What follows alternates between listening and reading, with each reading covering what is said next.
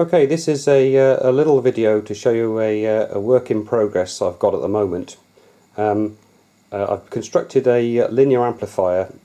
Basically, I've got my main HF radio is this little QRP radio. It's an FT817, and that's got 5 watts output. And what I wanted to do is build a linear that will bring it up to a decent level.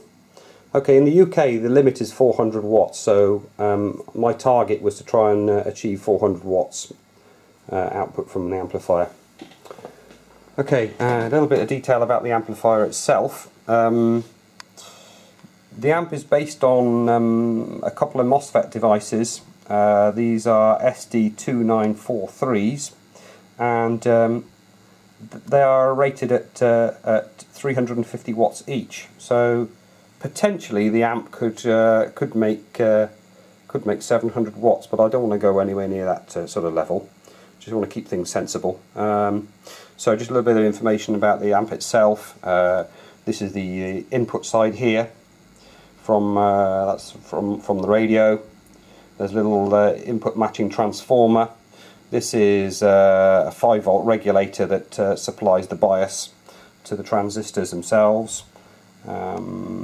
This is the 50-volt supply transformer, essentially, and then this is the output transformers. Those little 4 cores there, they are actually coaxial style transformers based on 25 ohm coax. They give a balanced output, which then needs to be converted into an unbalanced output for the coax. So we've actually got a balun there, and there's a little bit of a fan there running as well. You can see that, keep things a little bit cool. Okay, what else have we got here? There's a 50-volt power supply. That's a switch mode power supply. I can vary the supply voltage up or down.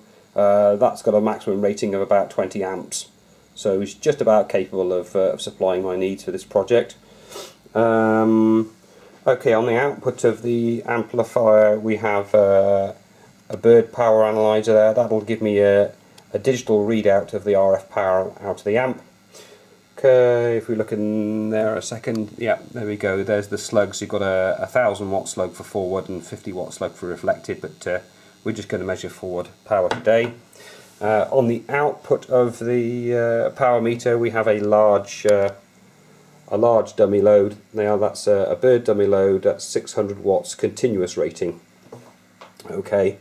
Also between the amplifier and the radio we've got a little a power supply. An RF power meter here that shows you the forward power out of the radio and the full scale deflection. If you use the bottom scale there, that's 5 watts full scale deflection.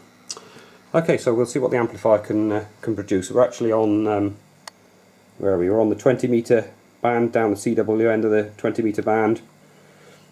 I'll just switch on the bias, so the amplifier is in transmit mode now, ready to go.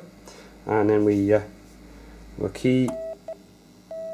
put the key down and see what we're getting. So that's just under 5 watts from the radio. Okay, and we'll have a look, see what we're getting out of the amplifier. Wait for it to stabilise. Okay, there you go. So 444 watts out, which is I'm happy with. That's achieved my goal. The harmonic content is relatively high on here. I've measured it. It's something in the order of about 30 watts. So 444 minus 30 watts. Well, we're still achieving over 400 watts output power. So we've made our goal. One last little note that I did forget to mention is that the amplifier itself is attached to a very decent heatsink. This heatsink is solid copper. It is silver plated, so it is very heavy, but it is very thermally conductive, so it's an excellent heatsink for the job. Okay, cheers.